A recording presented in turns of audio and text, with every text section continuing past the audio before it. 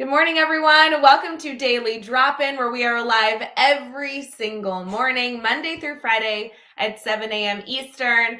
I could not be more stoked for today. You guys have been hearing me brag about how Tuesday was going to be such a fun Daily Drop-In. I have Jed here with me, and I cannot wait for you guys to learn all about him if you don't already follow all the work he's doing. We also will have our brainstorm bank discussion this week. You know that we have a very important theme that we're discussing. The theme changes every single week, and this week really hits home. We were able to share on that yesterday with Jeff Gargis joining us live for Daily Drop-In. And then we also have some good news, some celebrations. There's a lot we're going to fit into this hour. So please go fill up your coffee, spit out your toothpaste, and we'll be right back as we get into our Daily Drop-In morning show. Hey, everybody.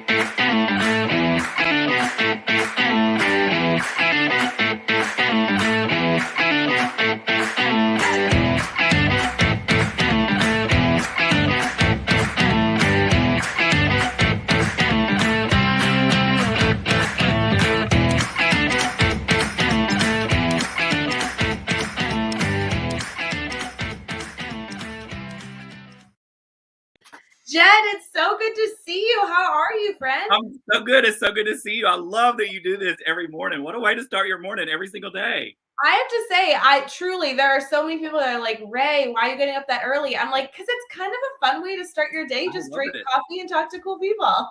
I love it. Like when I woke up this morning, I was excited about it. I'll tell you lots of reasons. Number one, to talk to you. But some mornings I don't stop and enjoy my tea like I should. Yeah. And this morning I'm enjoying my tea. Good. I'm so thrilled to hear that. I knew that you were coming out. Hey, Jeff. I see Jeff popped up. Yeah. I know. We have all these friends that are going to be joining us this morning. I'm telling you, I have been talking about how you've been joining us on Tuesday, and everybody like set alarms to be here, Jed. I'm telling you. No, you're making that up, but I appreciate it. I love it so much. Thank you for that. I'm really thrilled to be here and talk with your audience. You guys have just done amazing work in the world. And I love that Jeff and I have a connection before I even knew Jeff. I'm good friends with Jeff's brother, Paul. And so it's just, I remember when Paul was telling me, he was like, my brother does stuff in education. And I was like, he does? And he was like, yeah, he's on the Twitter. So we connected on Twitter with Jeff, and then that's how I got to following y'all's work. And I just love so much what y'all are doing. Thanks for all the work that you're putting into the profession. No, truly, it goes both ways. Because I remember when Jeff was telling me that he had a connection to you, and I'm like, stop. I've been following that guy for years. I'm such a fan, and I was like, okay, cool. I feel like now I can reach out because I have like third degree of connection. You know, I love it when I find out that there's like a 2-degree separation from somebody that I'm kind of fangirling over. You know, I never will forget. Like, do you know Tony Sinanis? Mm-hmm. So when I first met Tony Sinanis, I was kind of fangirling because I had followed him for years, you know, online and stuff. And 2 weeks ago, he and I had dinner in New Jersey, and it was fabulous. Yeah. Hey. Yeah.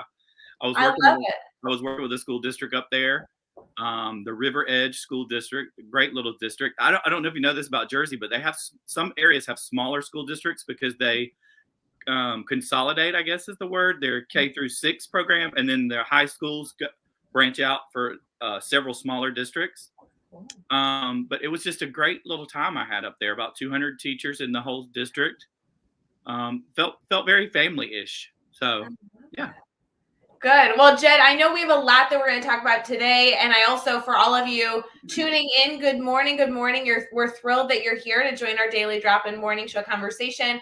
Even if you're not here live and you're watching this after the fact on Facebook, YouTube, Twitter, or Twitch, or maybe you're listening on Teach Better Talk podcast, we are thrilled you're here. Good morning. Cheers to all of you as we're starting. You know, Jed, if people haven't connected with you, maybe this is their first time being introduced to you, would you mind sharing a little bit about all the work that you do? I know that I'm sure it's a long list, but how do you describe the work you do?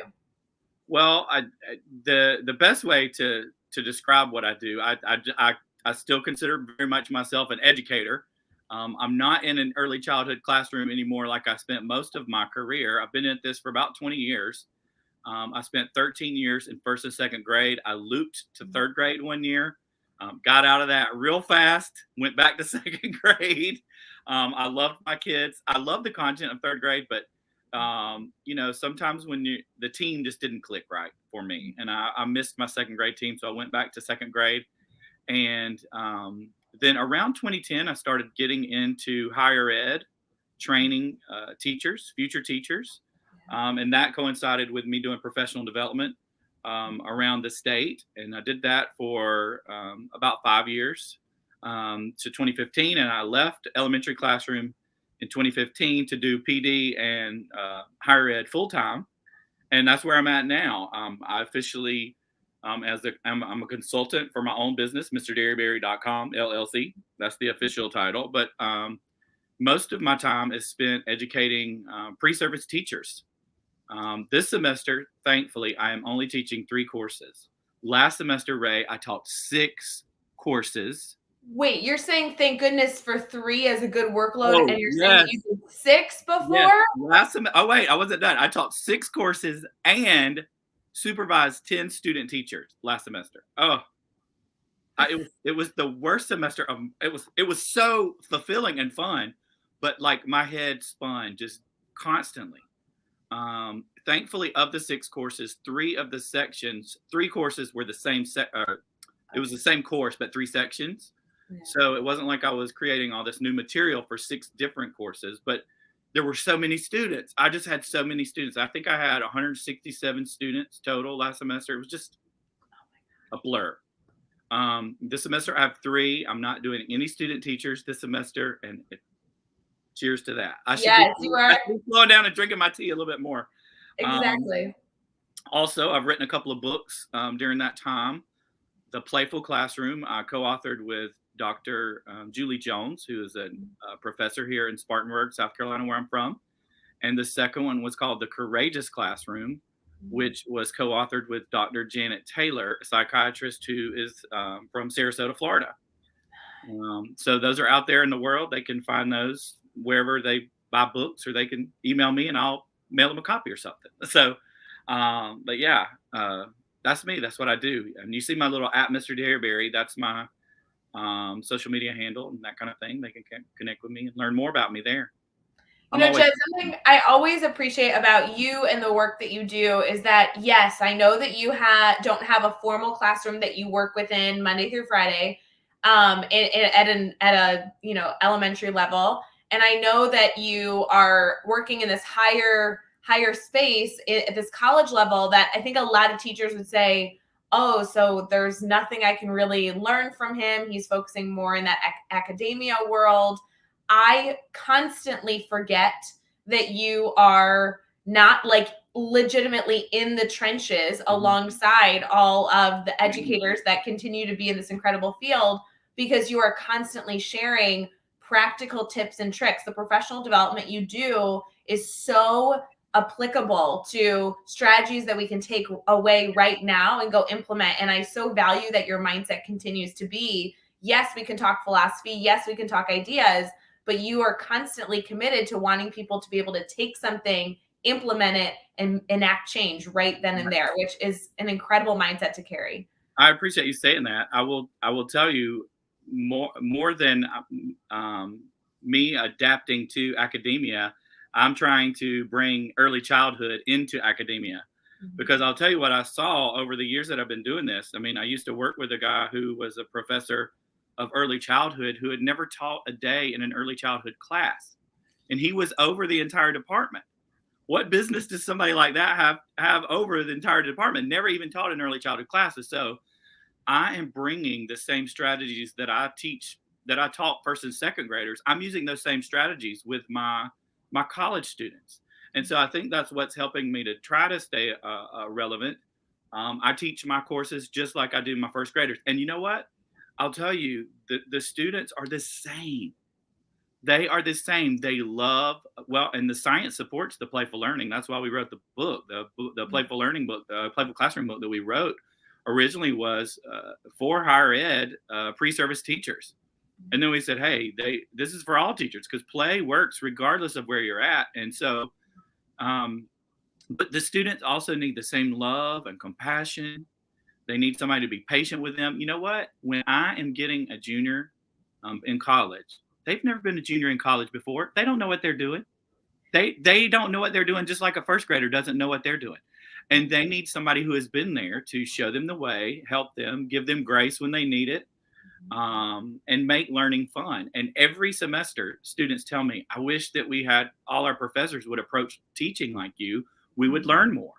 Yeah. And that, I don't say that to brag on me. I say that because I've studied the brain and humans, and I understand what's working. And a lot of the things that we do aren't working. So we need to make that shift.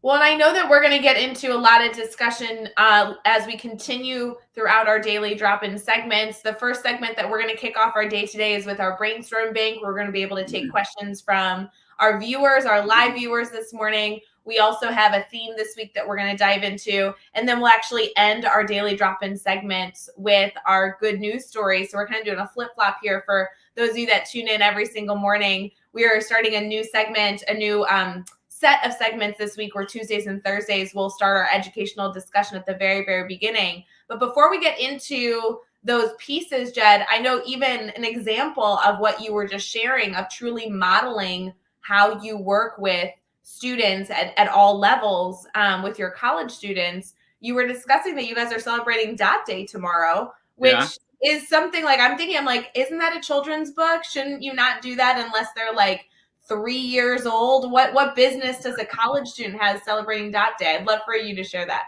Well, first of all, I'm obsessed with Peter Reynolds, all the things Peter Reynolds, and The Dot is my favorite book. It came out in 2003, and that was the year that I called my first class. I started teaching in 2001, but my first class was 2003, and I'm obsessed with his work. And if you read the book, the theme of The Dot is so applicable to every level of life. Make your mark and see where it takes you. Don't be afraid to try something new. Open your never before used set of watercolors and start to work. Maybe you're not using your watercolors out there, whatever it is that you haven't opened. Rae, I think you're the best at opening something new and trying it, because look at this daily drop-in. This was something new. Nobody was doing this, and you did it. You're making this happen. So, but the themes of the book definitely apply to college. Because especially this is the course that I'm teaching right now is a fine arts integration course. Mm-hmm. So the book definitely lends itself to that course, but it also is their first practicum experience is connected with this course. So they're starting their classroom work. And so we talk about that. I actually start my semester with the book. And so today during class, we're going to follow up and celebrate Dot Day with his sequel book, Ish.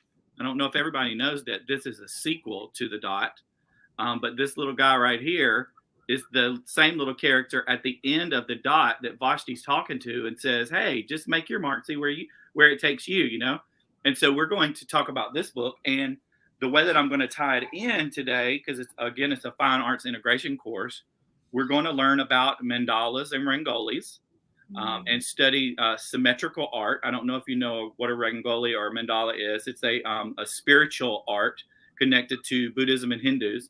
So we're going to learn about that. We're going to connect it into symmetry because we're trying to keep it on the elementary level. So we'll bring symmetry in, and they're going to make rangolis and mandalas inside the little dot paper. We're going to use the little dot, from Quiver Vision.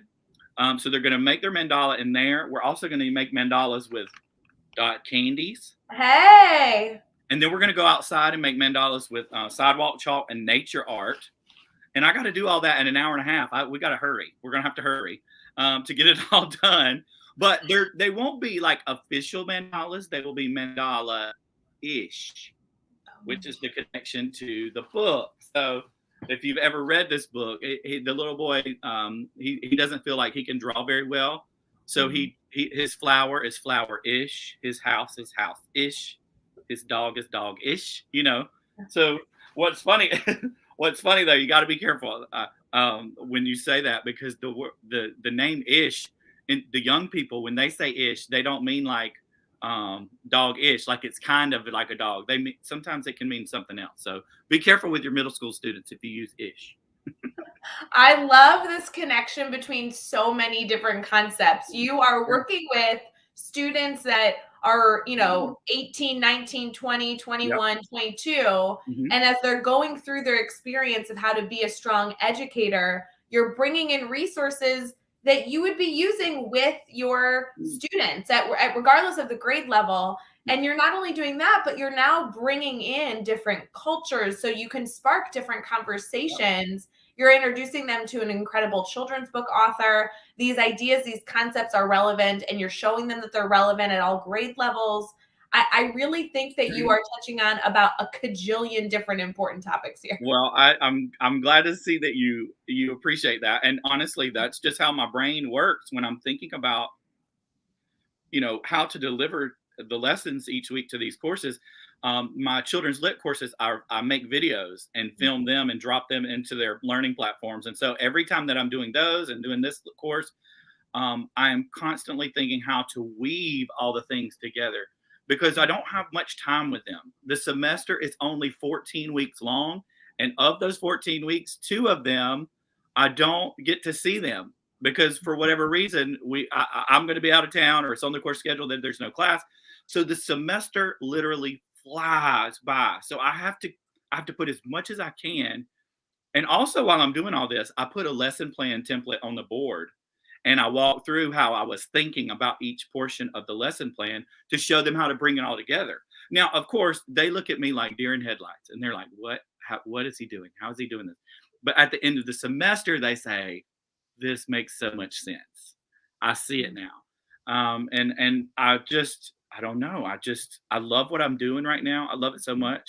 Teaching the future teachers Mhm. has been just amazing because I know I can't reach all of them, but if I have 20 or 30 that make it out every semester into the world as a teacher, I just feel like that's me, making my mark to see where it takes me. So, Absolutely. I can only imagine they're learning so much from you. We're going to transition here into our brainstorm bank segment where we are going to take questions not only live from our crew here, but also dive into our theme this week, which I'd love to bring back into the incredible example that you just shared with us. So we'll be right back.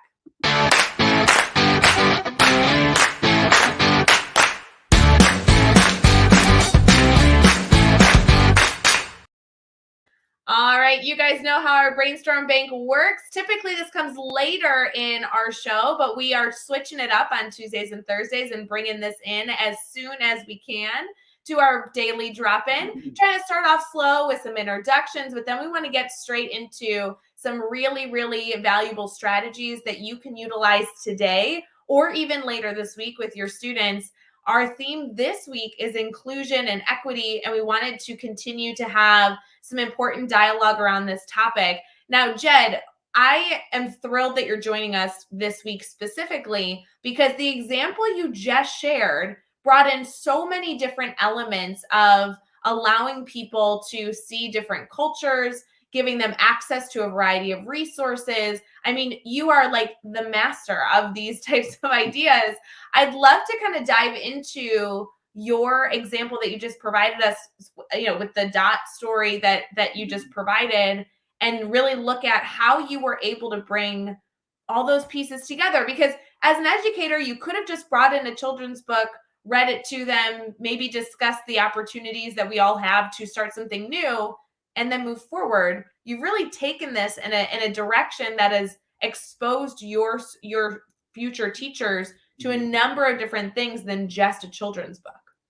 Well, I'll if you follow me on social media, so you may know some of this, but other people who are watching may not. I grew up in the South. I'm sure you can hear my accent. I was very sheltered from lots of diversity in my life. I was 16 years old before I met someone who was not a Christian. I only knew one black girl until I was in sixth grade. And so once I got of age to see the world and experience life beyond the little bubble of South Carolina where I lived, I wanted to just soak it up and learn as much as I could. I mentioned when I was 16 that I met my first person that I was not a Christian. It was a girl named Abby from Hoboken, New Jersey. She was a Jewish girl. And I was so fascinated to talk to her and learn about her life, and learn about her traditions and her culture. Then, I can remember the first time I met a person who is Hindu. I worked at a hotel named the Sleep Inn Hotel in Travelers Rest. And my bosses were Hindu, and they had a Hindu wedding at the hotel, and it was amazing. Like, I've never been a part of something so cool. And I was like, life is too short to live in a bubble. I want to bust my bubble and get out there, and I want to help my students to see, because guess what? A lot of the students that I teach are growing up the same way I am. They don't know diversity.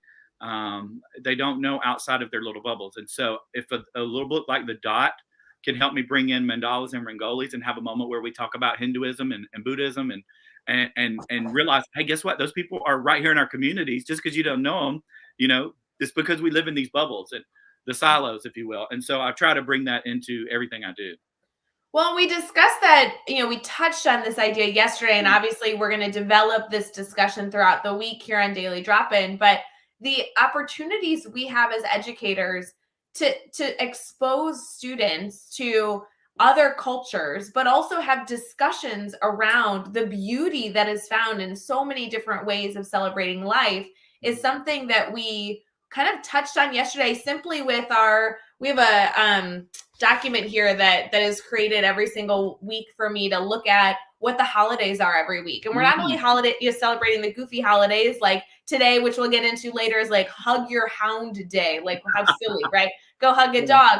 But other holidays, like Jewish holidays, Christian holidays, Hindu holidays that are going on, that we can celebrate and be more aware of the incredible opportunities that we have, maybe not within our bubble.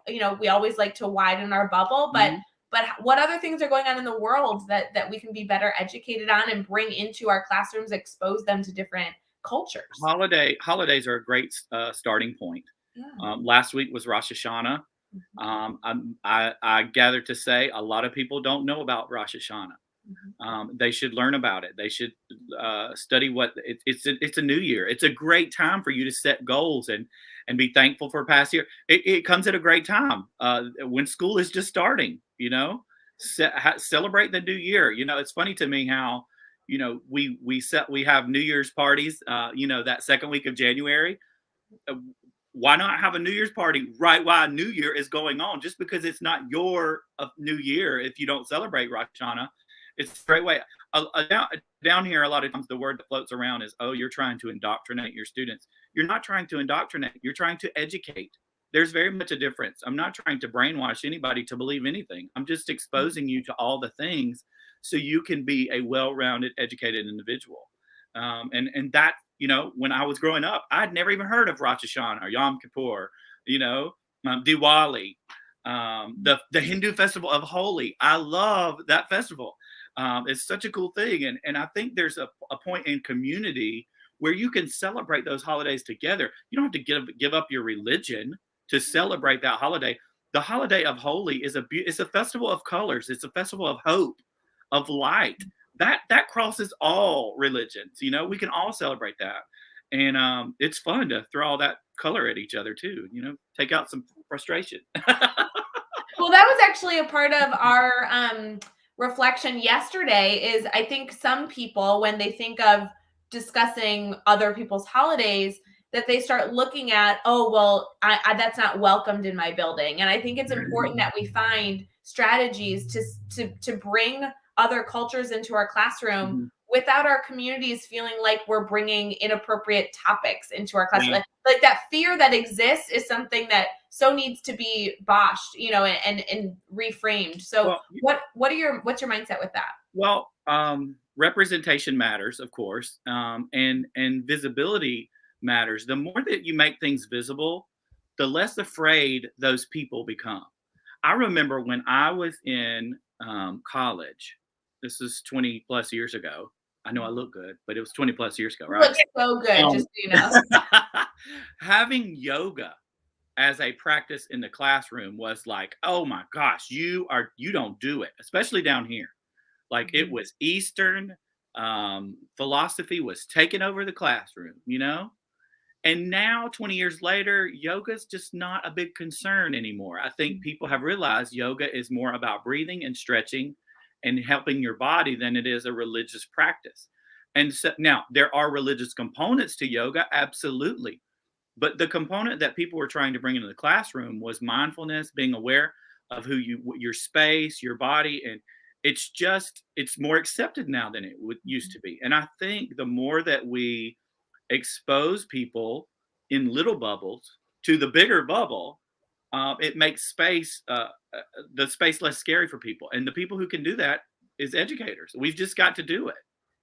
Well, and I think that your mindset of exposure really is the easy door to walk through with these concepts. Simply putting things in your classroom or designing a lesson where you're introducing a quick idea or bringing books in. Holy cow, let's even talk Yeah. about the representation in the text that we bring in, Okay, all of those things. look here. Yeah. These are all children's books. I got a whole nother shelf over here. Y'all are getting the behind the scenes. My floor is a total wreck in here right now. But I have so many children's books. When I left the elementary classroom, I gave away all the books that I had. So I started my collection completely over. And now I've got about 500 children's books in here. I use them nonstop. Children's book is the best gateway into all of these topics. It's the best gateway. And that's actually one of the courses I teach is children's lit. So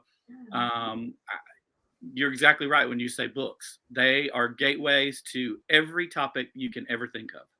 Well, and it's interesting you say that because I know that many educators understand this concept already, but if I'm sitting back and I'm thinking, well, Jed, I'm a 6th grade math teacher or I'm a 9th grade history teacher. I can't bring in children's books. That's ridiculous. Yeah, you can. What would be your feedback?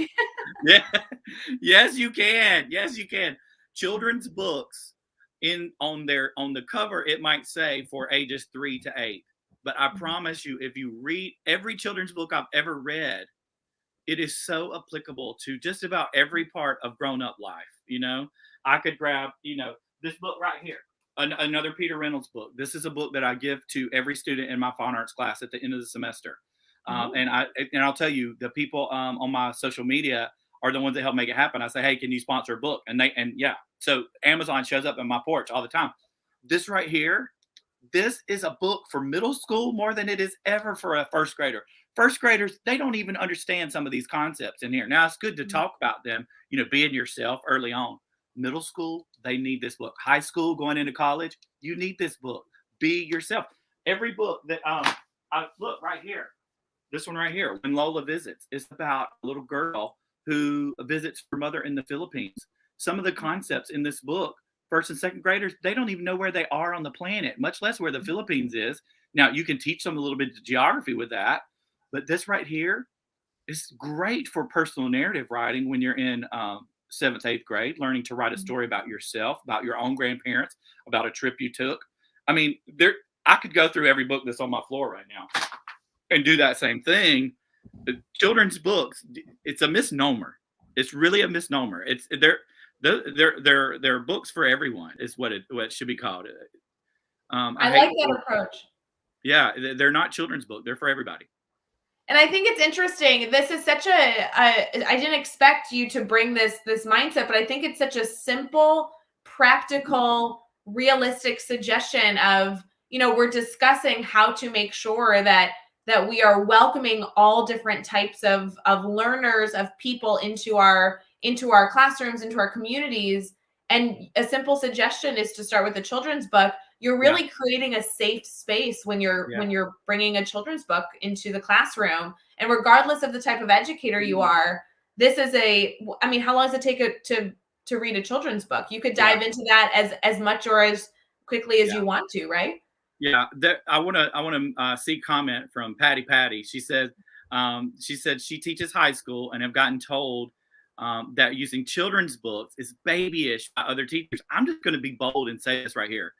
Any teacher who would say that, they have a very limited understanding of the mind, of neuroscience. They have a very limited understanding of what is good pedagogy. And that teacher needs to do some research. These books are not baby issues. Some of these books carry really heavy themes. I've got one right here. And I just happen to have all these because I was teaching I was children's gonna say, literature. it's This was it's not like you have someone under your table handing you these. Like, how are you finding all these books? All right, here. Look, I'm going to just say, okay, I grabbed 3. Okay, I grabbed 4. Okay, this is good. Okay, this is the one. This is the heavy thing. Lubna and Pebble. This is a book about refugees. Okay, this is a heavy book for first and second grade. This book right here would be a great book to read in your U.S. history classes and talk about the refugees that have come to America for our entire existence as a country. This would be fantastic. This one right here is called The Proudest Blue. It is about a teenage girl's first experience wearing her hijab and how she's made fun of. This right here is but it's a children's book. It's considered a picture book. This one right here, The Power of Her Pen. This is the history of Ethel Payne. She was one of the first African-American journalists in our country. Hello. Every grade level needs that one. And this is one of my favorites. It's called Uncle Bobby's Wedding. Look at the cover. Ooh, so controversial. 2 men getting married, one black, one white. Guess what? This book doesn't even mention anything about homosexuality. It doesn't mention anything about interracial relationships. It's about a little girl who's sad that she's losing her uncle to a marriage. How many of your of your nieces or your nephews are sad when you move off to college or when you get married, and they feel like they're losing you? But the theme of the book is all about loving your new people that come into your family. But look at the intersectionality, bringing in same-sex couple, bringing in interracial couple, Uncle Bobby's Wedding. This belongs in every classroom, not just a first grade. Yeah, I could keep going. I got a stack down there. Well, I kind of feel like you need to keep going because, Jed, I think I committed yesterday that if I had a dumb question, I would ask it. I told Jeff, I'm like, I really try and come across as like a strong host during these shows, but this week is going out the window. Can I ask a dumb question? I don't understand how you find all these books. Like, I could not love children's books more, but you just introduced whatever you just did, 8 books, and I don't know any of them. I knew the dot. So, like, what do I do if I'm a teacher popping in a daily drop-in saying, okay, Jed's the coolest person on the planet? How do I get exposed to these books? Let me make you feel better about yourself. First of all, I have been teaching children's lit for about 6 years. So there's that. Okay. That is a very focused area for me is children's lit. Could I jump on here and do a live daily drop-in with all the graphics and coolness that you're doing? No way. I'm trying to get Jed TV. I'm trying to get Jed TV off the ground, and they're like 5-minute videos that I film right here, and it's a mess. So just feel better about yourself. I've been doing that a while. Number 2, I follow lots of amazing people on Instagram. I learned so much about children's literature on Instagram. The Book Wrangler, Little Black Book Nook, Asian Lit for Kids. Those are 3 accounts that just come to mind that I have learned so much from. And I'll tell you, the Instagram community at large, they are very, very good about sharing children's literature across the grade levels. I follow people from kindergarten through higher ed, and they're constantly sharing, hey, I found this new book, or I learned about this new book or whatever. Y'all should try it. So a lot of the titles that you saw, Uncle Bobby's Wedding, I learned about on Instagram. The Proudest Blue, I'll tell you. So back when the pandemic first started, I turned into Mr. Rogers just a little bit, and every day at 9:00 I went live on my Facebook and read a story because I was freaking out for all my teacher friends. When the school shut down on a dime and they had to figure out what to do. That Sunday night, I said, hey, I'm going to go live tomorrow at 9:00 reading a story. Put me in your lesson plan. And everybody was like, oh, we better start doing that. We're going to put him in. And I averaged 2,000 viewers a day for guess how many weeks? 12 weeks I did it. And I realized as people were tuning in, I was like, hey, this is a great opportunity for me to really do some different books, some cool books that they haven't learned.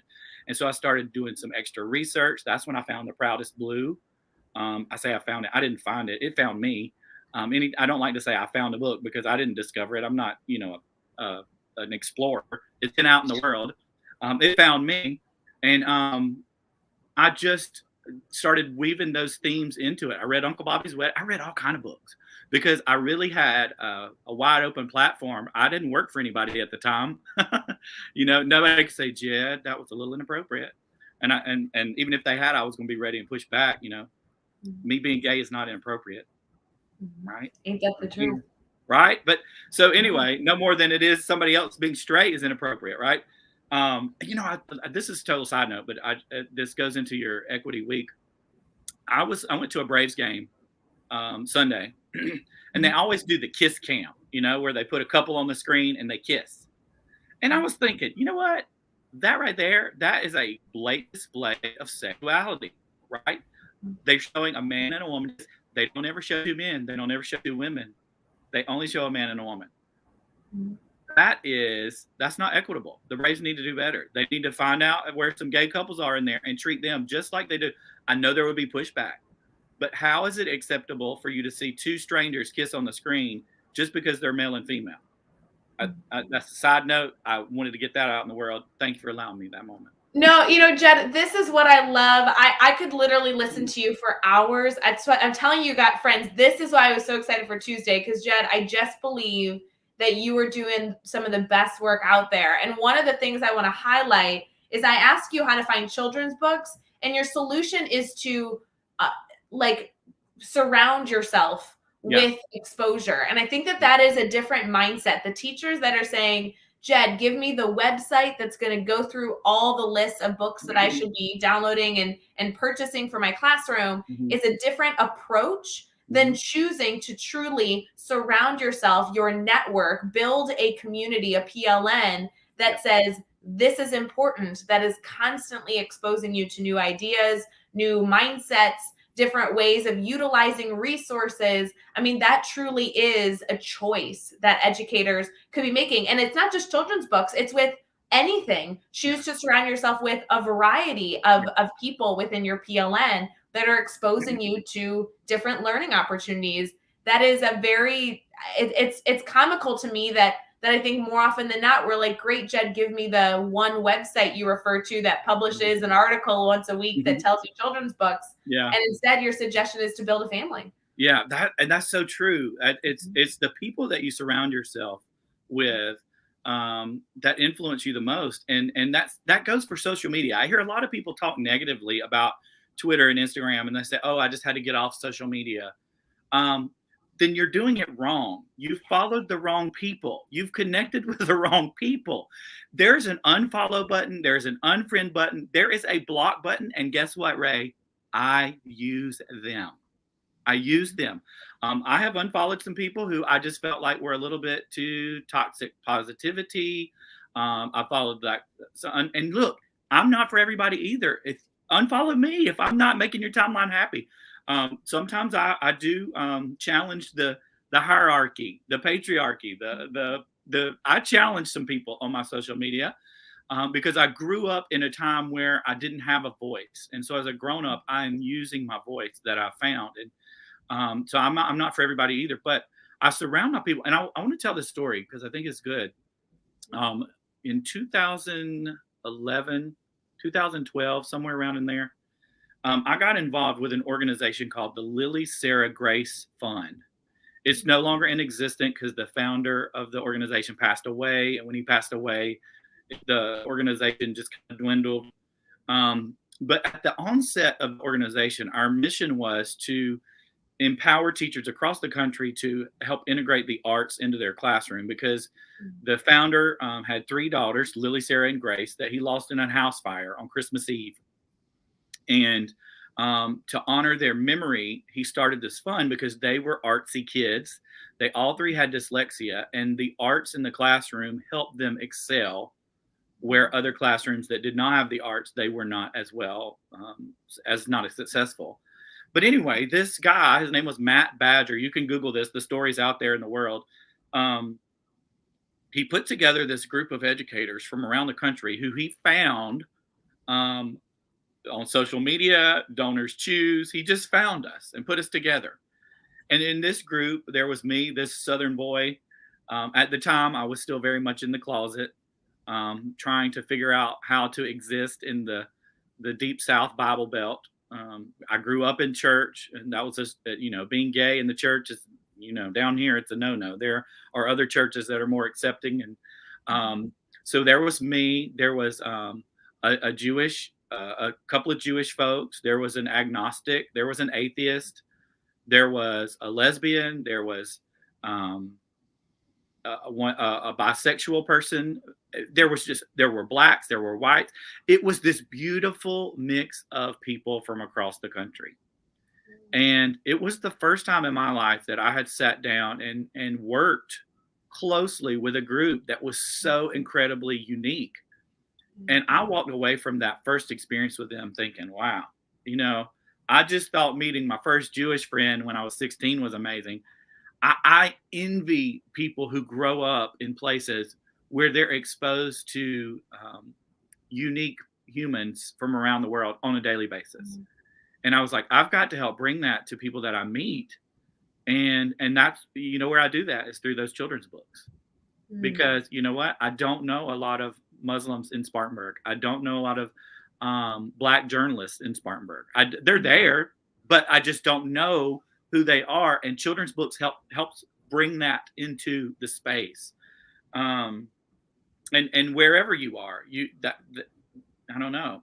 The books helped me build my family as well. The reason that I brought up the thing about Lily Sarah Grace is because you started talking about building a family, and that was where my family of unique humans started to build, and I realized that I was unique to them.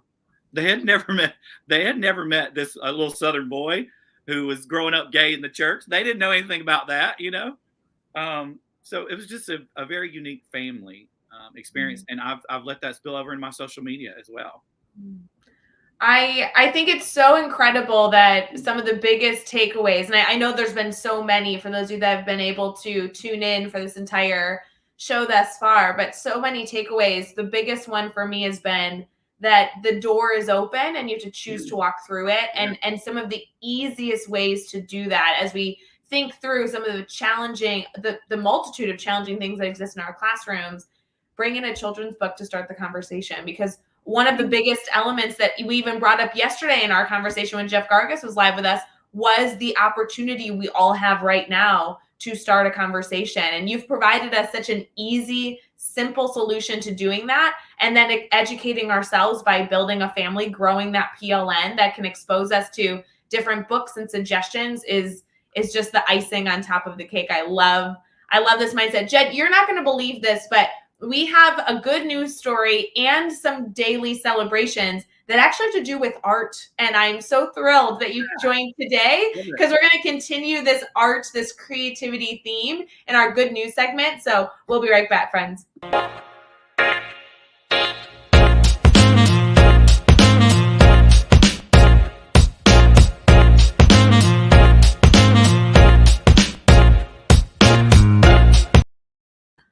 All right, guys, for our good news segment, you guys know that we do this every single day, and Tuesdays and Thursdays, it will be our last segment of the show. And on Monday, Wednesdays, and Fridays, this kicks off our conversation. We like to bring in a good news story and also celebrate the wacky and somewhat serious holidays that exist in the world right now. Jed, did you know that today is National Coloring Day? I did not even know that. I'm writing it down. Write it down. I'm writing it down. September 14th is National Coloring Day. I'm obsessed with coloring. I love it. And I have to tell you, friends, I do have my sheet here that we always give a shout out to Rachel from the Teach Better team that she prepares that document. I also am on nationaltoday.com. If any of you are looking for the holidays that are kind of by day, nationaltoday.com. It's Hug Your Hound Day, National Ants on a Log Day, National Coloring Day, National Cream-Filled Donut Day. Think of all the things you can celebrate. What I like about this website, though, that I just found is if I click on National Coloring Day, it actually goes through the background of how this day was created and some suggestions on how to celebrate. How cool is that? Love it. Oh. I want to issue a challenge to your viewers. Somebody out there, this is your $1 million idea. Maybe I should do it, but I just don't know if I have the brain capacity. Create a 180-day curriculum for your classroom connected to the National Day of whatever. I know it can be done. I know all of your standards can be taught through these national holidays. It's already laid out for you. All you got to do is look it up. Maybe I should do it. I don't know, but it's a million Jed, dollar idea. I was gonna say $1 million idea. Let's collaborate on it. We'll build like a crew of unique people to all lend their voice in this conversation. I love it. One of the suggestions of how to celebrate National Coloring Day, yes to color, yes to have a coloring party, but another element that I really loved is donating art supplies as a way to celebrate National Coloring Day. What a great opportunity we all have to do that. The other piece, Jed, that I wanted to celebrate for our good news story, and I actually have two, so I hope you're okay that I'm cheating a little bit here. Oh yeah, One that's just so okay. happened to also lend itself into art, but a different type of art than we've discussed today. This is about photography. How do you feel about photography? Definitely an art form. I will tell you, I took the test to become an art educator, and I failed all the things about photography, so I need this. All right. Well, this one is just a good news story. I thought it would be funny to bring into your classroom this morning or even later this week. I just really love these types of photography, and I think it's really great to bring in at any grade level. This is a article that's all about how the 2021 Comedy Wildlife Photo Awards have finally been released. So they have all these different funny photos of animals and wildlife that can create great conversation. Everything from young bears that are chilling in the sand to Yes. box fish that are caught making kissy faces, some birds in South Africa that have a very mean grimace look on their face. They have gophers that are playing. I mean, these are just funny animal photos that you can bring into your classroom as maybe starters for some discussion or even great for writing. Could you imagine if you had to caption some of those photos? Yeah, I saw those photos and I just cackled at some of them. The one that you said about the bird, the grimacing bird, I remember that one. I can see it in my head.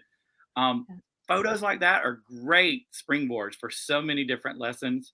Recreating the photos as humans would be another one. You know, have your students like pick a photo and they're going to be that creature or whatever, and they're going to do whatever that picture does. That would be great. And then do a compare and contrast, make a Venn diagram of it. Who knows what all I could love happen. I love these different pieces. There's so much we can do. And I think that if anything, I mean, I've loved this topic today that we've been able to focus on, but holy cow, art can do so many things Yep. for our students. And even in just the dialogue we've had today, it can introduce us to new ideas and introduce us to new people. It can be used as a way to walk into a new learning environment. It can be an opportunity to learn about a new concept, get excited about learning about a new concept. This is a lot of different pieces that we've been able to discuss here, whether it be a children's book, a photo, or anything in between, kind of Hmm. fostering the beginning of a conversation is so Yep. powerful. The other element, Jed, that I was kind of selfishly wanting to bring into the show. So trust me, this is kind of a moment where, Rae might be using her platform for something separate. But I will Hey, say, I was scrolling through my social media last night, and I saw an article by a school. It's an article in the Central Illinois, and it's about a student in a high school that was in the community that I used to live in. So I kind of felt like a connection because it used to mhm, be the high school that a lot of my students would attend, that I taught for years. And this is a Bloomington High School graduate creates a clothing line to advocate for those battling childhood trauma and depression. So this is a student, if you want to go look this up, 20-year-old Bloomington resident Nishaya Johnson decided to become an entrepreneur during her senior year in high school. She created an apparel program that brings awareness to childhood trauma and depression, two things that Johnson personally struggles with. It goes through kind of how she created this idea, the designs, where the store is located. I thought it was incredible that a high schooler in a community that I lived in for about 15 years is doing such wonderful work. And I just wanted to expose all of you to that work being done. So if you want to check that out, it's called Broken Baby. And I encourage you guys, if you're looking for the article specifically, this was published in the Vidette. If you search Bloomington High School graduate, that might come up if you're looking for it. But I thought that could be just a wonderful opportunity for us to celebrate students taking opportunities to make something beautiful out of something so challenging and bring No, awareness to a you very important topic. brought it full circle. I don't know that you even meant to, but we started talking about the dot, and Peter Reynolds says, "Make your mark and see where it takes you."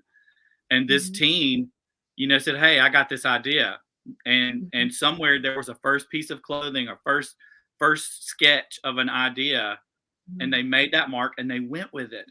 And it reminds me of the page in the book that's so pivotal to me in the whole book is when Vashti opens her never before used set of watercolors and starts to work. What Mhm. out there in this broadcast viewing space has not been opened by you? What are you holding back? What are you not opening because you're afraid you won't be taken seriously? You don't have the right skills, you don't have the right degree. This teenager, she's not a graphic designer. She's not a fashion designer. I say she, he, they. I don't know what their gender is or what they go by. Um, what did they what what did they overcome in their brain to say, hey, we're going to do this?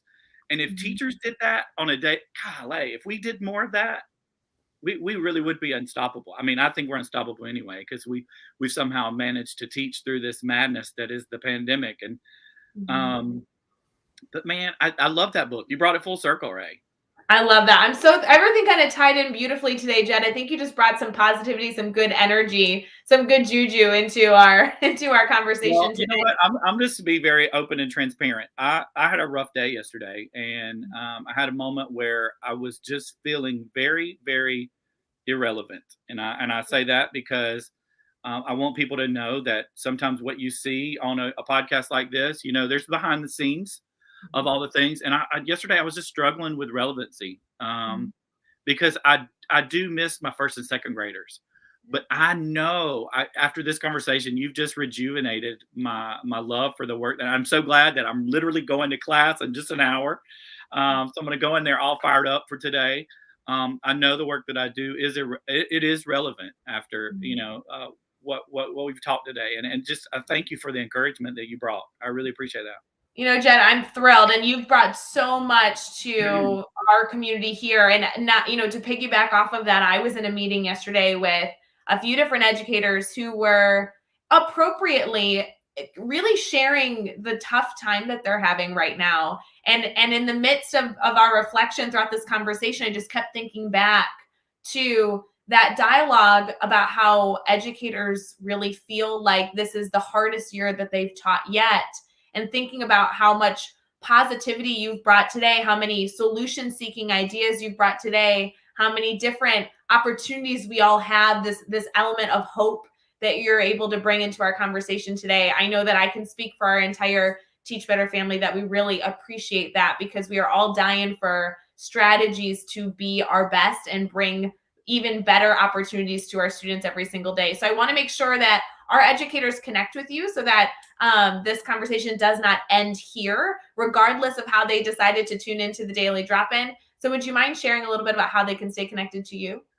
The best way is social media at Mr. Dairyberry. On the screen there is my Twitter, my Instagram. It's also my poorly managed TikTok, but it's there if you need some funny videos. I'm really good at voiceovers. That's just what I do on Twitter. They're not educational. I try to go through this, and I'm going to get back to this where I talk about children's books on there, making little TikToks. But that's the best way. I have a website, mrdairyberry.com. You can learn more about me and the work that I do. I would absolutely love to come and do some work at your school. I do consulting with schools around the country. I'm going to be in Austin, Texas in just a few weeks, going back to a school I work with there. I'm doing some work with the 4-H club that I'm really excited about. If any of y'all are 4-H members, or if you are involved with a camp, I do some work with American Camp Association. There's lots of ways if you Google Jed Dairyberry, you will find me out there on the interwebs very easily. There's not another Jed Dairyberry that I know of. There's some fun articles about me that some Twitter haters have written. So look those up too. Yeah, Google me. It'll be a fun morning. Put a little something in your tea before you do that, though. But not before teaching. That's like an after teaching Oh yes, activity. after teaching. After teaching, yeah. Don't yeah. Saturday morning. Saturday morning. Saturday morning. Oh my gosh, Jed, it's been so much fun having you. For all of our daily drop-in participants, thank you for being here. It was so fun being able to talk shop with you, adding into the conversation in the comments, and also, even if you're watching this after the fact, we just really appreciate you being here. If you're listening on Teach Better Talk podcast, feel free to take a screenshot, send it our way. I loved seeing those yesterday. Shout out to those of you who sent me those screenshots. Even if you're not posting it on your public profile, I had a few of you who direct messaged me on Facebook, so I always appreciate those messages. We wish you nothing but an incredible Tuesday. It is September 14th, and it's going to be the best day yet. So please enjoy your last sip of coffee. We wish you a wonderful day. Jed, thank you again for joining us, and we will see you again tomorrow morning for Daily Drop-In.